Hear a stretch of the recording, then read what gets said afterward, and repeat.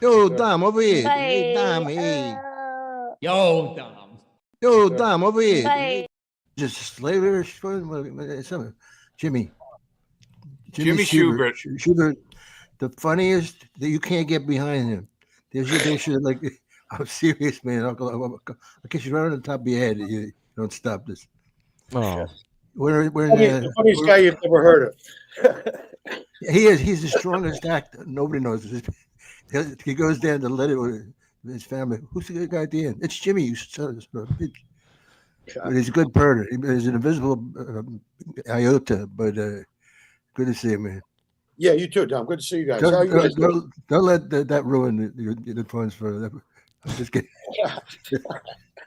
I can't believe it, but they let me do this. What's going on, kids? How about them Eagles, huh? Gotta love that. Oh, yeah.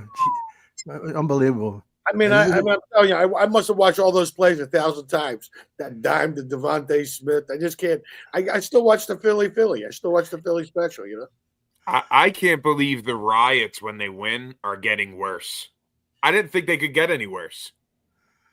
They're getting worse. Cub Scout. No, why don't you mind your own business? Yeah, like I said before, though, there's not a better fan base to play for in the NFL. I mean, those people, that parade was insane. There's 1 million people out there. It was unbelievable. That's insane. probably the most unforgiving fan base, though, right? Well, you know, but look at Nick Fangio came up from Miami because they said he was too tough on the players, and then the guy goes and wins the Super Bowl with the fucking Eagles. I mean, you know, it all depends. I mean, all those pieces. You know, the offensive coordinator, defense coordinator, some of the things they did in the offseason. I mean, they were just humming, man. Saquon Barkley, fucking dude, that was unbelievable. I think they locked him in a couple more years today. Yeah, they did. He'll be the highest running back in the NFL. It's good for them. I think it was 4 days before the takes. I gotta go. You got a lot of hair, man. What's that? I said this to everybody. See who looked up. I said you got a lot of hair. Oh, thanks, man. Yeah, I went to get it done. You know, I went over to. Yeah, you look good. You look like a tortoise. That's slow movements. It's very sexy. What a minute. This is fucking. You're losers, all of you. These are the winners. So Where'd you steal that Harvard shirt from, Dom? Well, I go into the thing. The lady says, Harvard shirt. Where'd you get that fucking thing? The lady, I said, Camp Wakanuka. Take me somewhere.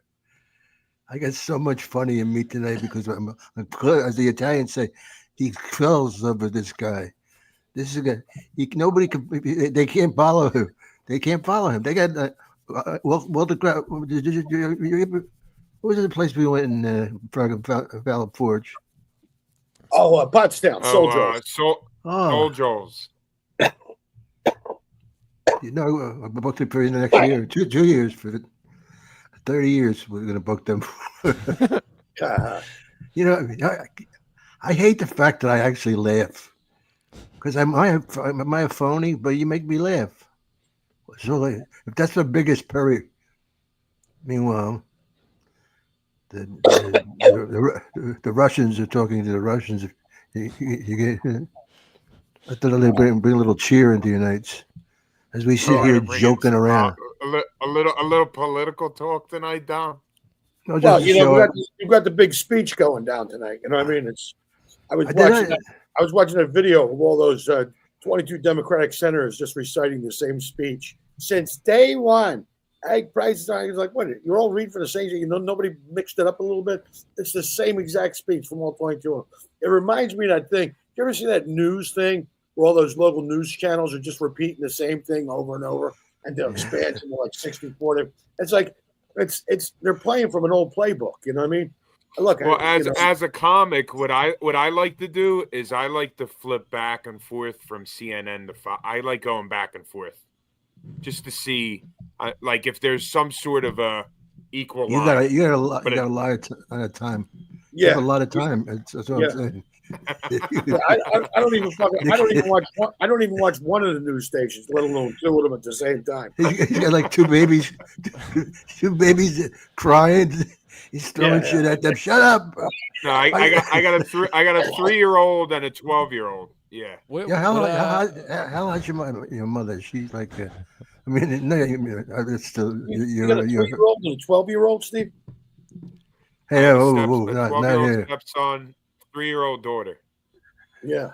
Yep. 12-year-old stepson. Wow. Mm-hmm. Who would you, if you came home drunk, who would you most like to eat? Beat that little bitch. I'll be right out, honey. I'll be right out. Okay, how you come back? She's Russian, but I can't do a Russian. Yeah, and Jim, I married a Russian girl. Nice. I married a Good for Russian. you. I didn't marry a South Philly girl. Why not? So She doesn't like being nagged.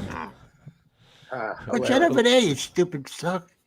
A little crazy, the South Philly girls, don't you think? Yeah, I'm no afraid. comment. Do they a little I wild? would No comment. No comment. Jim, making a comment by saying, did you start in Philly or you? Yeah, I did. You started A Comedy fresh? Factory Outlet Oh, you and the did? Comedy Works. Comedy Works, Comedy Factory Outlet. Clay Geary ran the outlet, and Steve Young ran the Comedy Works on the second floor above the Middle East restaurant. And he was a bit of a jerk. I think there were like one-nighters or satellite rooms and John Barleycorns in Villanova and some different places like How many that. How many nights a week was there comedy then? Probably probably Like, 4 or 5. Probably 4 or 5. I mean, you could do at least 4 nights a week. You know, you get the Philly cookbook. You know, guys stepping over guys shooting up in the bathroom to get to the fucking stage. I mean, Nice. It's like that now still. Yeah, Sounds like different outside helium. times for sure. Yeah. And right down the street, you know, you see the K&A fucking that those people. Yeah. I don't even like. What are you? Creatures. I'm called Trank. I go. You can go. I mean, Jesus. I mean, I partied a little bit, but I would never do any of this shit. It's Good luck. for the elephant. It's for the elephants. Yeah, it's for the elephants. Dom claims that part of the reason he ended up in New York is because he didn't get passed at the Philly clubs. Oh, is that right? Wasn't there somebody booking a Philly room, Dom? He said you weren't good for Philly. What was it? Yeah, it's just Steve Young. Oh yeah, Steve Young. Yeah, he would be the common. He says you're not ready for Philly. You're not ready. Like guys, I just got 2 deals there, and I got Philly. This shit. They got to come in the back door. It's so big. He was an ass. He was an ass. That guy. I think there's a Spanish saying: "A man can't be a prophet in his own hometown. You always have to leave the town you started in." Yeah, it's true. Wow. Yeah, I heard Ari Shafir said that on a podcast too. He said you got to leave the city you started. Yeah, because nobody respects you. You know, and sometimes along the way, you just. I mean, well, we talked about this before, Steve. You go from saying yes to everything to going, okay, now I'm going to put a value on my time, and I'm not where I was before, and you're the one who makes that call, and you say, yeah, I'm not going to do it for nothing. I mean, I got expenses, and so you start to like what? What are your expenses? Some of them. You know, I mean, travel. You know, but I mean, you acted like you were so hardy or. Yeah. You know well, you know, he's got a piano in his house. I'm sorry, I didn't mean to interrupt your diatribe. No, but laugh with me, but thou shalt be paid the Rizzy Doggy. I got a fucking piano in my house, for God's sake. That's hilarious. You got fucked by I swear to God, I don't do anything. I had cold, weird beers. Tom, I was getting some helpful advice from a great comic, and get out now. You gotta heckle. Get out now. You gotta heckle him. Get something with benefits and run for your life. That's what get something with benefits and get the fuck out. You know what I mean? Get something with a pension fund and run. Don't look back. Don't fast go. Don't skip. You know what I mean? Don't hold another man and say, "Why not you?" Yeah, it's not funny. It's sick. Yeah, I mean, my buddy was talking. I was talking to a club owner in St. Louis, and I said, "You book those TikTokers?" He goes, "Are you kidding me? It'll burn my fucking club to the ground. I bring in Ginger Billy with his short shorts and no shoes on. Don't fucking burn this place to the ground. These people work fucking 60, 70 hours a week. They're coming here $25 a ticket. I'm putting up fucking Ginger Billy. Nothing against Ginger Billy. I don't even know the guy, but I'm just saying. I mean, this is like an art form. Like guys have done this for years and years and years. Here comes a jackass in short shorts with no shoes on and a big red fucking beard. I mean, Thank God. Thank God. Thank you so much pressure off me and some of the tour dates I have to do. I'd rather have a guy with short shorts and no shoes. You know what I call that? Job security. Now, hilarious. But I got this movie. This movie I did with Dom. You know Brian Callen, our good friend.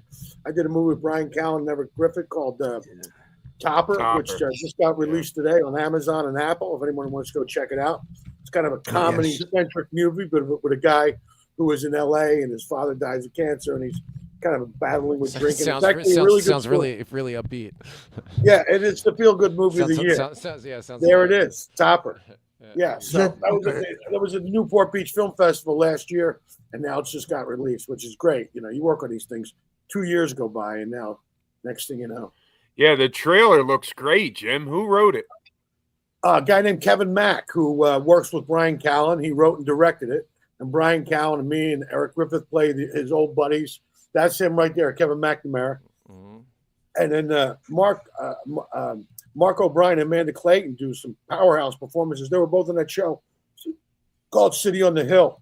Really powerful performance. He does. I mean, for a guy who's not a comedian, he plays a comedian in this. And then, but his acting is for some of the other stuff. It's off the chain. It's a real powerhouse performance. I was really impressed. Did you guys have any insight on like him doing some of the comedy scenes? He did his research. He's a good actor. Yeah, and he was talking with the director, who also does stand-up, and Brian Callen and stuff. And we were just, when you hang out with comedians, that energy's infectious, and we were all kind of goofing off and messing around. And so I think he fed off that. But he's like a terrific actor. I mean, he had really gone on and done some research, and I think he'd done a couple spots around town to get ready to do this. And so, it's really, I'm really proud to be a part of it. It's a good project, and knock wood. I mean, I moved to Florida. I thought I'd stop working, but things keep happening, so it's good. I'll just say a little bit, and then you guys take it. Once I was a little man, what they used to call it Cheyenne Dan. No, I was just trying to get some attention. That's all. I don't have anything to say. Pass.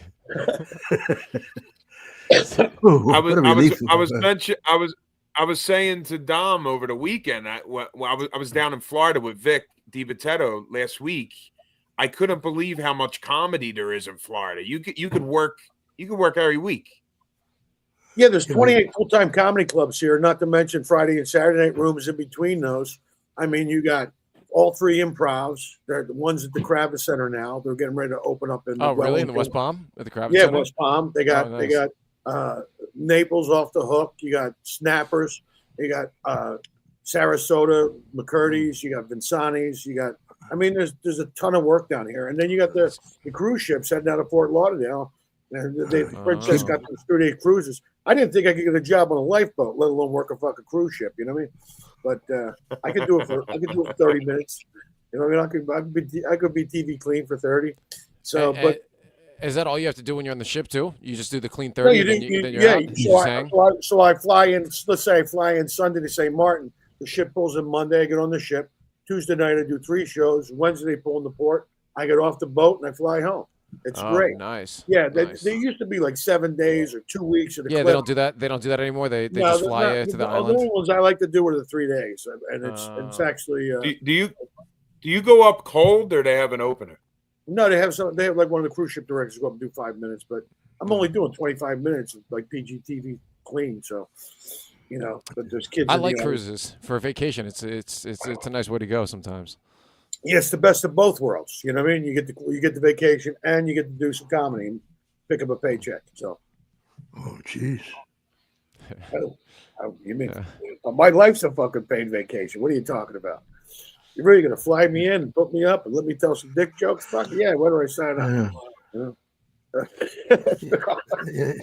Did you and Dom follow each other in LA? Did you guys Can't- like Yeah, follow actually, each other? yeah, at the yeah. I store? was actually. I At the remember I was store? doing at the Comedy Store in the original room, and I remember he gave me a compliment from the stage. I was doing that therapy cat bit, and Dom goes, "Did he just do a cat and dog bit in a contemporary setting of being in an airplane?" It was yeah, but the Comedy Store was a really magical place. I mean, it really, you got to see everybody. I mean, if this was what you want to do for a living, you got to watch guys like Dom and Robin and Richard Pryor and Dice, and you get to watch all these guys. They're all very, very lovers of mine. Not not in an emotional way, but I love Sire. What's his name? Pryor. Richard Pryor. Richard Pryor. You're Yeah, talking about Pryor? Yeah. yeah, Pryor. I think he's overrated. What's your Pryor's? Dom, Yeah. do you have a Richard Pryor story, Dom? Yeah, actually, I do. He was in a wheelchair. He was so bad that I was following him in the main room. Mm-hmm. Cats and dogs for me, not a problem. Richard in a wheelchair. So I said, before he went on, we were just talking. I said, just fuck them. And he gets out, and he starts like fucking just crying. Oh, jeez. Richard. So I went in there. I said, I'll show you a fucking bust. I was like a bust for him, but I didn't like him. You didn't like Pryor? No, physically, no. No, he's seriously, he was a bit of a jerk. Sexual chemistry between you two? No, I mean, I think he what's the guy, the Irish guy we just talked about? The best Irish guy from New York. Talking about Fitzsimmons? No, older than that. Oh, older guy? He's one of the only for that era that stuck out. Oh, Carlin. Yeah, Carlin. Oh. Yeah, he was pretty good. You met him a couple times, Dom? Well, he was studying, so he came in to see me. I said, "No, I'm kidding." You guys think I'm serious? he was studying. So I came in to see me. Yeah, I mean, for me, Carlin. Jim, do you have a holy shit moment at the Comedy Store? Like a story that you're like, oh my God, I can't believe that happened? Like, is there one story you tell everybody? Well, yeah, the famous story is the night I drove off Kinnison off stage on a motorcycle, and I was just fucking. I was fucking Mitzi at the time, and so I was really kind of. I was trying to get out of it, and I thought I was just being very rebellious, and it was Monday night, and the Kirk, this little Thai bartender was running. He got off now, and Kinnison's on stage and he's killing it. And it's like, and he goes, we got to go get him off now. It's Monday night, and so I just started up the motorcycle. I think Biff Maynard was there. He says, are you going to drive your motorcycle out there? I said, I don't know. He goes, well, it's never been done before. I said, well, you didn't have to say that. So I kick into the gear. And so they pull the curtain apart and I drive out. And I go, it's last call. By the way, your ride's here. With that, Kissin jumps on the back, and we went up the 3 steps, and made the turn down the hallway out onto Sunset. And I made a U-turn at La Cienega and came back, but half the audience came running out the building to see where they heard the bike go ripping through the building. And then I pulled up, and there's a bunch of people out there applauding, and they jumped off, and I took off and went home.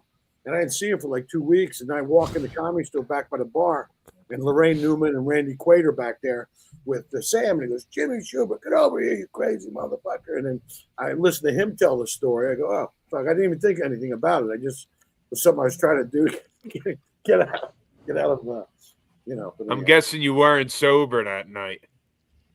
Actually, I was sober, believe it or not. I don't think I could have pulled off. Yeah. I mean, I had to hit the fucking 3 steps with Kinnison on the back and make sure we didn't wipe out. I mean, I did the maneuvers and went up and out onto the sidewalk and pulled off, and he jumped off, and that was it. And then for 2 weeks later go by, and I heard, Jimmy Shubert, get over here, you crazy motherfucker. And that was it. Rest is history. Wow. And you did the road. You did the road with him, didn't you? Yeah, I did. We went out as the Outlaws of Comedy, Mitch Walters, Alan Stevens, Carl LeBeau. Crazy time. I'm lucky to be alive, to tell you the truth. copious amounts of drugs and partying and insanity. I mean, it was like, I mean, I was there the night we're getting ready to go on a big tour, and they pull up to the LAX airport, and 32 DEA agents descended on the entire group of people, and they started going through everybody's bags looking for everything. And the only thing they found was a half ounce of weed, which Sam's brother Bill took the fucking fall for. He said, "That's my weed." Nice. And had to do some shit. But other than that, I mean, they didn't find anything. Nobody was holding the thank God. So, but yeah, delayed the tour a little bit. But yeah, all kinds of crazy shit like that, But what I really loved about doing those theater tours, like all those. Like in Cincinnati, there was a theater that's been around since the 1800s. They had one of the dressing rooms downstairs. Lily Langtry, the first lady of theater, had a special dressing room that was preserved in. I wonder if she did cocaine in that dressing room. I doubt it, but she probably got finger banged by a fucking bellhop. Listen, no, she. But it was. I like the soul cooties when you go to a place that's been around forever, like the Chicago theater. You see like Frank Sinatra and Jerry Lewis and all these greats of the bygone era had played in that same space. I just did the Florida Theater, the first place Elvis played on stage not too long ago up in Jacksonville, which was really cool. So that's the kind of shit I like. I go, all this time I was opening for Cher. Right, we talk about different parts of it. It really was. I didn't know it was that way. 10 years, 8 years. Yeah. I remember. I think I remember talking to you at the Comedy Store one night, and I think maybe one night you couldn't make one of the shows or something. And Bobby Collins filled in, and he gets a picture with her, and he puts it on his Christmas card like he's been doing it the whole time. Well, he was on his Christmas card. Yeah. You told me that story. And I was sitting in the dark, so nobody could see it. We could just have a drink. And he sees her, and he goes, "I got a beer, Who is He snuck the picture up on her. Yeah, he goes. Who is that? This guy about him? And I go, it's Bobby Collins. She goes, who's Bobby Collins? I know fucking. I never heard him. I said he's been fucking you for 4 shows. Yeah, he did 4 shows. True story is he stand here. That's hilarious. Yeah, but he put it on his Christmas card and sent it around like he was over. Oh, he's such an asshole. He went. All you needed a little bit to get pissed off at him. He came up to him, and she has special pet rules, right? And like she would let me do anything I fucking wanted, right? You're not supposed to work places, but I've worked the improv too. It's a big deal. But she told Bobby to try and get me fired. She fired him. Wow. She told me, who is this kid? I said, fuck him, he's an asshole. He goes, he's done. Well, I hate him. Give him a call if you see him. That's crazy that you were that like close with Cher. Like you worked with her for so long. Was it like 5 years, 8 years you were working with her? It's off. It was off and on because I couldn't do the Europe ones because the eyes, like labor eyes. Oh, labor laws, like the labor laws. Well, they probably had to hire. Yeah, they probably had to hire like local acts in some of those countries. I bet, right? I could do Canada, a couple, but not much, Yeah. Then in Canada, in Montreal, they had bets on me against any other speaking English act, Right. And they bid on it. It was like I had to get past 11, so I just start sticking my face in the act like this jerking so off. Every fucking filthy. And she was watching. She's getting. And I go, well, welcome to Cher. Mention him or some shit. But I'm sitting. I fucked her. This is her sister that came in. My motherfucker. And they were like, "Oh, could you fall? Don't tell someone." And I went, yeah, right. Boom. I just want to get out of this. But anyway, they wanted to die. They wanted $11. It's pretty. In those days, it's worth. Jimmy, how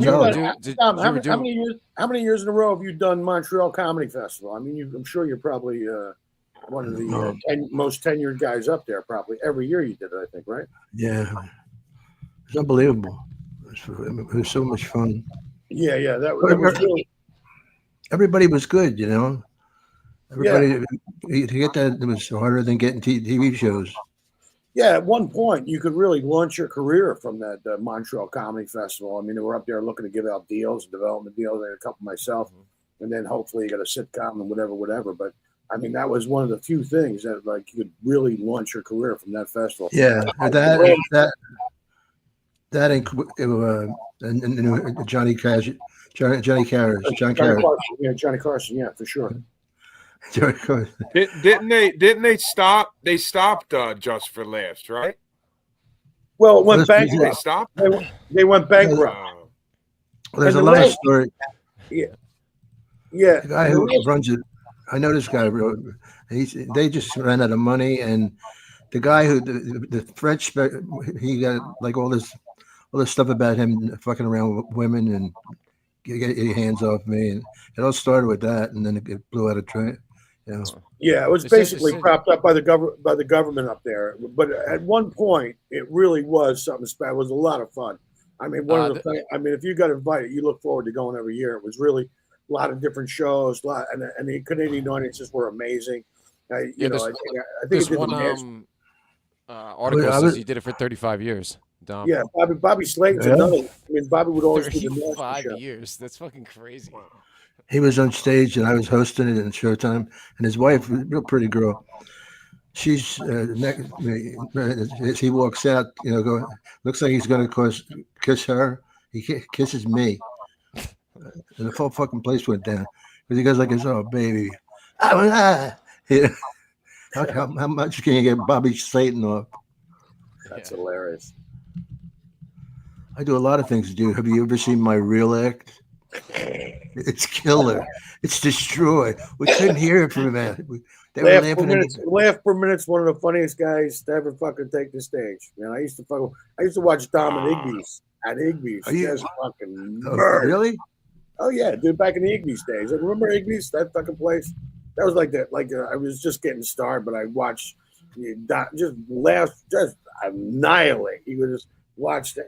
One of the things about being a doorman at the comedy store, when certain acts went on, and you were in the back of the room, you could see everybody's heads doing this. This is the view. People's just laughing so hard, their heads were bobbing.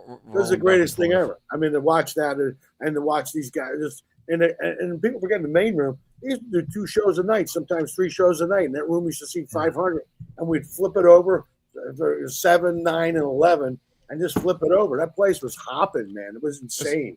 Is there anybody like watching right now? Like anybody who's kind of like young and hot? It happened for a little bit with like Brogan. He was trying very well. Yeah. He was filling the room. Rogan was filling the main room. On a weekday, yeah. Yeah, well, Joe was, back right before the pandemic. I mean, those lineups they had there were insane. And Joe was one of those guys. He never took a paycheck. He said, just put it back into the building, which they were able to remodel. He always had money, and he was always generous. Yeah, I mean, it's amazing. And you go to see his comedy club in Austin. It's a real spectacle. It's a real beautiful room. Yeah, we were down there. Yeah, they got the Mitzi bar, which is an homage to Mitzi, and after 12, it becomes an employee bar. But it's really just, I mean, what a great built from the microphone out. I mean, just basically they're sold out 6 months in advance, and it's great. It's phenomenal. Jim, did you play that? Jim, did you play that club yet? Yeah, I went down there. Believe it or not, I went down there on a Tuesday night. I was doing a corporate about up the road, so I figured I'd come in a couple days early. I walk and I say hi to Joe. He goes, Shuby. And he goes, you want to go on? I go, I'd love to. So they put me in the Little Man, and then the Ron White had to ditch out on 10 o'clock. They put me on the Fat Man show, and then they put me on the Little Boy. So on a Tuesday night, all the rooms sold out. I did 3 sets, and they were very gracious. Wow, I mean, I'd love to go back. I really would. Brian Holtzman keeps calling me, going, Shuby, come down and do Holtzman and Friends. Come down and do Holtzman and Friends. Yeah. Brian was talking to me, and then he was talking to Joe. And Brian, he says to Joe, how the guys doing? I miss them, And it's really lonely, a lot of that shit he's going through now. Believe it or not, it's great as it is, all that. You lose some time where you care about time with, Wait, if you get like that busy and like that famous, you mean? It just like takes up time. Takes up a lot of time, I guess. Well, yeah. I mean, it's not just stand up. He's got the club, which takes up a lot of time. You got the podcast. You got the MMA. I mean, it's like he's doing like 2 or 3 podcasts a week, too. Yeah, well, and it's amazing, and the great podcast. I mean, you know, I just saw the one with Bill Murray, which was hilarious. And, I was watching a little bit of that today. I mean, they quote Joe Rogan on this podcast on Fox News now. It's like part of the zeitgeist. It's just as big as anything I've ever seen in my life. It's amazing. He said to me, he knew I had this I'm sick, guys. I'm going to tell you, I have this little thing. I'll tell you about it someday after I beat it, man. But Joe said to me, Dom, anything in the world I'll pay for. He said, you know, I'm pretty rich now. I said, Joe, I haven't noticed, you know. But I mean, he's so like, I don't care about Donald Trump and the guy. I don't care that much about that shit. But yeah, you're not really. But I'm not going to lose a friend over it. You know, my whole family's with the guy with the beautiful red face. Motherfucker, why are we here? Why are we going to politics again? What is it with everybody tonight? It's something in the water. No, and it really is. You know, it's insane. Everybody wants to go that direction anymore. Come on, it's rubbing off on all of us. Yeah, who gives a shit? It doesn't affect your life or change your Shubert, fucking look life. what I'm rocking, Shubert. Hurry up. Rocking? John's roast pork. John's roast pork. Oh, John's roast pork, bro. That's the secret spot right there. Dynamite, then you go around the corner. You go around the corner of that bakery. What's the name of that bakery on 8th Street there? That bakery around the corner from John's? It is. Oh, Frangeli. No, but I'm talking about when I was a kid. Yeah, you walk in, they're all wearing white lab coats and they're decorating the boxes with the strings. Yeah, lab coats. That place is insane. Simone turned me on to that joint. That place is insane. Yeah. Everywhere I go, me and Simone. Go ahead, man. No, I was saying Simone, he's a diehard foodie. We were over the weekend, we ordered we went and got cheesesteaks at this new place, Gazzo's in Pottstown. 2 kids they started a food truck down in the middle of Pottstown. This thing exploded. Now they got a building, they got a cheesesteak shop. They run out of bread every day at 5:00. You got to look this place up. It's so good. Yeah, it's called Gazzo's up in Pottstown. Gazzo's. The big thing right now, everybody gets cheesesteaks with Cooper Sharp. Really? No one does Whiz or Provolone anymore. Everybody's Cooper Sharp. It's called the Cooper DeJean. It's called the Cooper DeJean. Yeah. I like that. Because it's the Cooper Sharp. A lot of those three-peat, all those three-peat T-shirts that the Chiefs had, they were getting ready to ship them over to Africa for those kids, but it was intercepted by Cooper DeJean and ran back. Yeah. When I on the road, it's a good-looking steak, dude. Yeah, dude, it's good. That's Gazzo's. Yeah, that's the bread though. That bread, you can't look at the long hot. Look at the long hot on that. Look at that long hot on that cutlet. Nice, dude. That'll give your asshole contractions. That's hilarious, bro. That thing will leave an exit wound. You know what I'm saying? I don't have you walking around with an ice pack on your leather Cheerio after you eat that fucking thing. You're gonna blow out. You got a cheesesteak spot. You got a cheesesteak spot in Florida, Jim? Yeah, dude. There's a place called Big Al's right down here at 4th and Atlantic Boulevard, and it's actually not. It's very comparable. Yeah, they're not bad. Wow. Big Al's down here, but that whole Delray Beach, that whole little strip down here, it's amazing. City Oyster, Cut 432. They got Taverna Cayman. That steakhouse. That steakhouse is good. Yeah, you've been down there. I ate at Steve Mortorano's last week when I was down there. Oh, did you? Nice. Where? Fort Lauderdale. Lauderdale. Yeah, he's got good food. Yeah. Good food. Yeah, I heard he bought a cookbook because he can't use it because every recipe starts with take a clean pan. Any truth to that, Ruben? Lady? Where's fucking Mitchell Walters when you need this thing on? This thing, ladies and gentlemen. It's hilarious. All right, guys. Topper. Where can we find Topper, Jim? It's on the streamers. It's on Amazon. It's on Amazon and Apple TV. I think you can rent it for $4.99. You can own it for like $10. But it's a really cool movie, man. If you like independent feature films that have like where you care about characters, I hate special effects movies. This is a movie I really liked. When I read the script, I thought it was amazing, and the performances by everybody: Brian Callen, Eric Griffith, Amanda Clayton, Mark O'Brien. They're phenomenal. Like just really, you just get lost in the movie, and this guy goes on this journey, and you really get into this guy's story. It's he's battling some demons, and so when he goes back to his father's dying of cancer, and he doesn't want to meet with his dad, but he's going to sell the house, and then he meets with his dad's sponsor and all this stuff. And he says everybody gets a second chance, and he goes and sees his dad. And says, really, I mean, his dad was an abusive alcoholic, which has fucked up his life, but by forgiving his dad. And he takes the house and he gives it to this girl who's in an abusive relationship with a child. They used to, by correcting all these mistakes in his past, it actually corrects his future. And when you cut to him, he's making an appearance on the Tonight Show. He's back on top of the game. And so it's a real, kind of journey, but it's really, really poignant. And the messaging is relevant because a lot of people, I'm sure, have gone through that, Yeah, definitely. Yeah. Sounds good. I'm definitely going to check it out. Yeah, you should. You'll dig it. It's a real. I'm telling you, there's a couple points in it. And I don't really cry at movies. I was like, I was trying not to be loud in the movie theater. I was wiping tears away. There's a moment with him and his dad. It's just powerful, man. Really powerful, and it's so well acted. And that's all the performances are great. But it's it's a true independent feature film. So it's real stories. Is that the first time you and Brian Callen were on a movie set together? Oh yeah. We had a blast. Brian Callen's hilarious. Just hanging out with him, he's hilarious. And so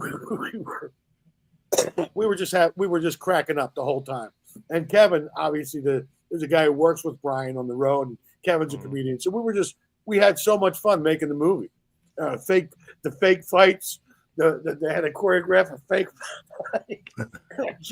I jump on the phone and go, Babuya! And he goes, what the fuck is Babuya? I said, you got to leave that the fuck in there. But he wound up cutting it for a better take. But we were just having a blast, man. I mean, it's great when you get to do something and you get to work with people you admire and respect. And we were we were all having fun. And you could tell, and so that translated it onto the screen. So that's kind of what we're doing here, Jimmy. Yeah. Me, Dom, exactly. every week. Look at this energy. Right, Dom? Yeah, you got it. Yeah. There's moments in life that are just all you want to do is pass through. For some reason, I'm thinking of them most miserable. And I remember being doing the Johnny Carson show, and it was fucking phenomenally painful, because all you could do is lose because you're supposed to be in there because you already won, but it's not that way, You know what he said to me? He goes, "Hey man, go ahead, have some fun." I go, "Fun? I feel like killing myself. I'd like to run through the room and you just have a pace of my info running across."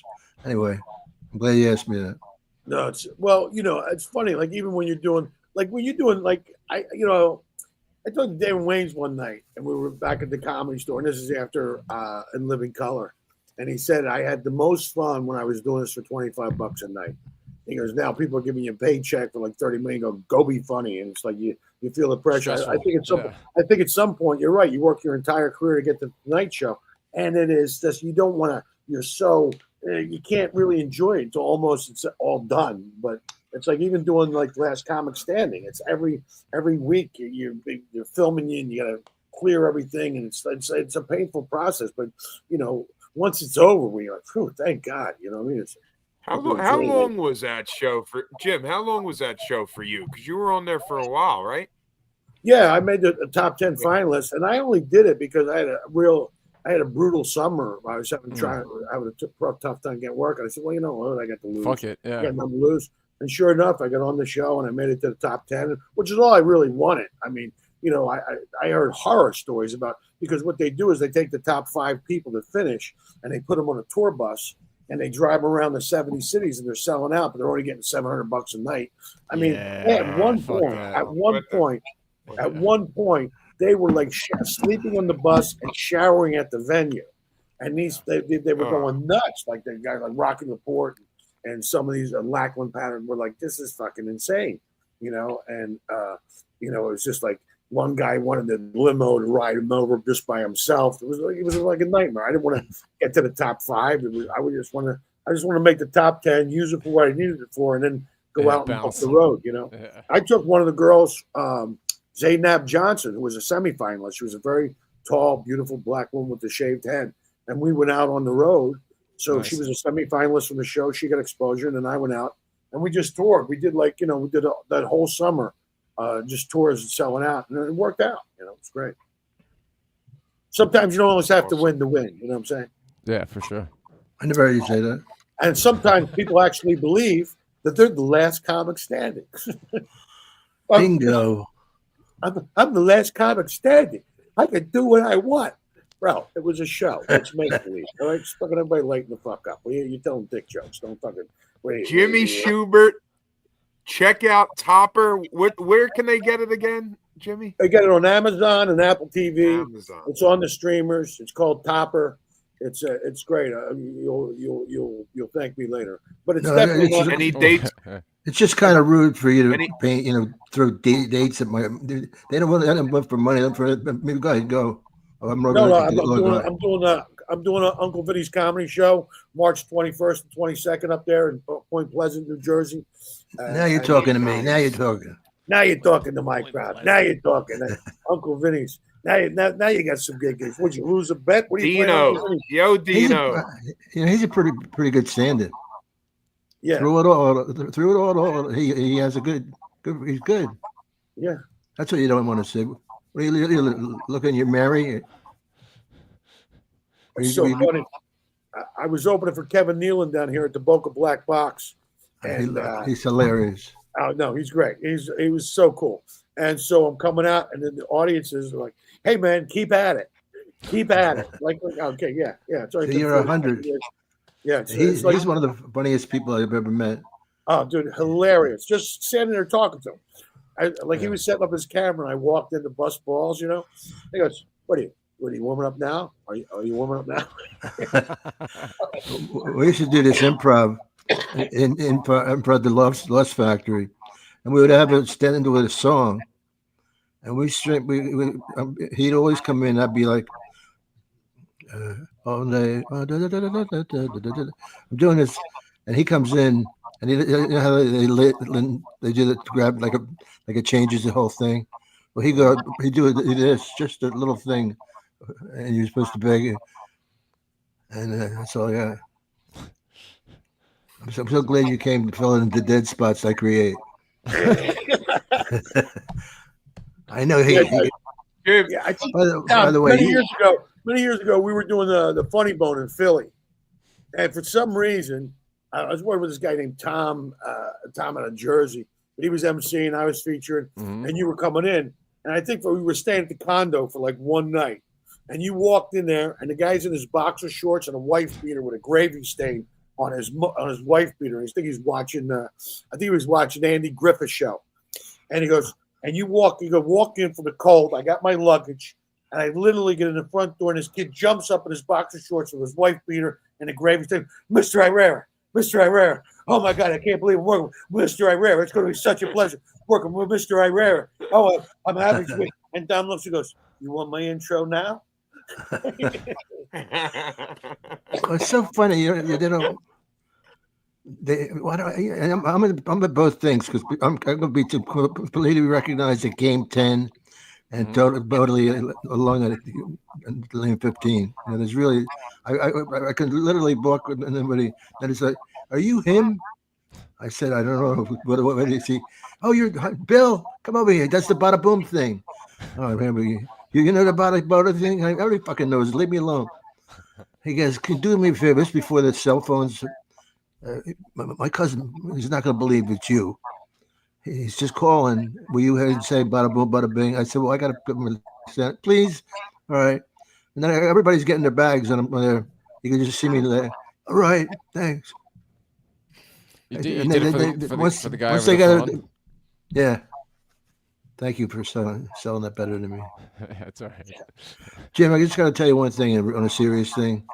Yeah. When you did that side there, there's nothing people can do with the.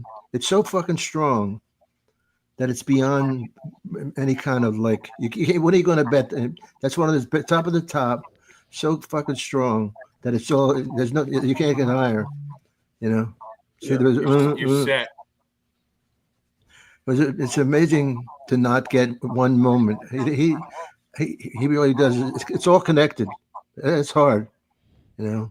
I mean, you look at him, you like think you take any breaths either in your set. Well, you're saying your set at Pots. He said your set at Pottstown was so tight, Jim. Yeah, I mean, I used to, I grew up watching Dom and Carlin and all this. I mean, that's the way I learned how to do stand up. It's like, I mean, ding, you ding, talk so ding. much faster than anybody else. Yeah, well, you guys, it's impressive. It really is, and they're all important. What I've seen about like national headliners like you guys that are always doing hours on the road, when you guys get those showcase sets, it's like everything's condensed. It's different because it's pound. Everything gets crammed in together. Yeah, just an observation. And it's just you're just an outlier at that point. You've done it every night for 40 years, and so it's like you're constantly working, you're constantly writing, and you're constantly thinking of new stuff to do. And sometimes you work on a bit for like 3 months, and then all of a sudden it clicks, and then it becomes a killer piece of 20-minute comedy. It just fits right in. It's just, I mean, I'm always working. The act is a living, breathing thing, and I just have to have a passion for it. I love making people laugh. And so I work my ass off on that. And 80% of the work I do is on the pad and the go on the stage. Once you commit it, you get to play with it a little bit. And so, yeah, I love it so much. Jim, I was talking to Brett. I'm sorry, Dom. Yeah, that's all right. I was just going to tell you, the first time I saw him, it was at the Improv. Jim, are you going to take the rest on that for a second? What's that? He said the first time he saw you at the Improv. Oh, yeah. All right, listen to this. Oh, that's right. Yeah. Well, I was a kid. I was like 18. I was in Philly, and I'd been doing magic, and I started doing. And I was literally, I didn't know. Like I had bought joke books, so I thought you could like write jokes down. Like I wrote down like 3 jokes. And one was, I'm such a horrible cook. I used a smoke alarm as a timer. And that was and there was one was a heckle comebackers. I just jotted them down. And then the waitress saw me, and she came up, and then Carol Siskin pulled me outside and said, "You steal?" And I had the piece of paper stuffed in my pocket. I said, "Yeah, well, I didn't know." And I got embarrassed. But it was a great lesson to learn. I mean, don't steal fucking. I didn't know it. I was a very young. Don't guy. get caught, though. Don't get caught. And so, be good. well, Dom's never let me forget it. Remember the first time I saw you? That's a great story, though, because you ended up successful. Yeah, well, no, hey, believe me, it taught me a valuable lesson, and it was a great lesson to learn that early on. Otherwise I could have been Carlos Mencia.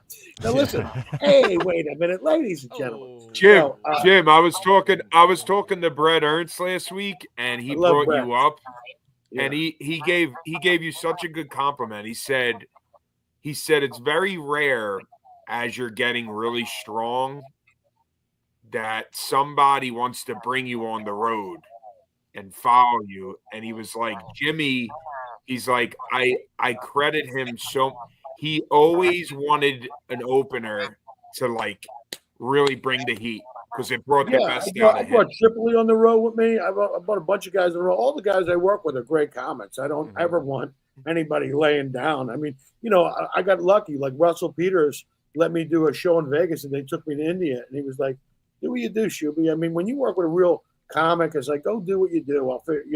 But it's great. I mean, it is. I always the show's the star of the show. I always want to follow. It's much better to follow a strong guy who kills than to follow somebody who's. Yeah, you want a great show ultimately. He's one of the funniest fucking guys I ever met. He was Russell. Is that Russell? Russell? How the fuck do you go to arenas and sell like he's your living suit? He makes it so comfortable, but I think he's fucking great. Very yeah, relaxed. he really is. I mean, he's got it down. It's and he's like, and to watch him with his fans. And I mean, I was in India with him, bro. That was like being in India with Elvis. They were like, I mean, you couldn't do like, it was amazing. And he's so great with his fans and great with the shows. And they got it down where they take these, like Dom said, these 6,000 seat arenas, and they got these camera guys. And when he's doing his crowd work or his audience interaction, you can see who he's talking to. They're hitting him. That's awesome. Yeah. So it takes the 6,000 seat arena, and makes it almost like comedy club like, which is amazing, which is cool. Yeah, that's cool. You know, it's really cool. I mean, it's and he knows so much about so many different cultures that when he's talking to these people, making fun of them, it's unbelievable. It's phenomenal. Yeah, he's great. They all love getting a piece on him. How'd you do in front of crowds in India? There was some learning curves. Like I did the hamburger press bit, and they just stared at me like they hadn't had a good shit in a month. And then Russell goes, "They don't eat hamburger here, Shubert." I go, "Oh, that would have been good information." No, before I flew 24 straight hours, my head was swollen. I had flown so much, and I'm going on stage, and I just did. But by show number 2 or 3, I had figured it out. You just got to work a little broader, you know. But they're not really like, I don't know. Go to India, they're not very generous with the toilet paper. It's like a quarter of a roll. I said to Russell, I said, "What's with the toilet paper?" And he's not about toilet paper over here. He goes, "Oh," he goes, "they don't use it." I said, "What? I go, what do they use?" He goes, "That hose next to the toilet. It's called the bum gun. You rinse out your leather Cheerio with that thing." The bum gun? But did the last 14 guys use the fucking bum gun? Just their shit all over the bum gun. Hey, you just got back from India, Jimmy. You lost a bunch of weight. How'd you do it? Keto? No, I got dysentery. I was over there holding the fucking bum gun, squirting the fucking corn nibbles out of my fucking leather Cheerio. What do you think? I was in Tampa, and he was working. I was at the Side Splitters. Remember that? Yeah, I love Side Splitters. I'm gonna do that. And who was that? Russell Peters? No. I was talking. Who said yeah? It was you. Anyway, we're both leaving on a private plane about 9 o'clock or something. He comes over to get me. I said, "I can't go." I said, "There's football that I want to see." He said, "Well, you get first class one."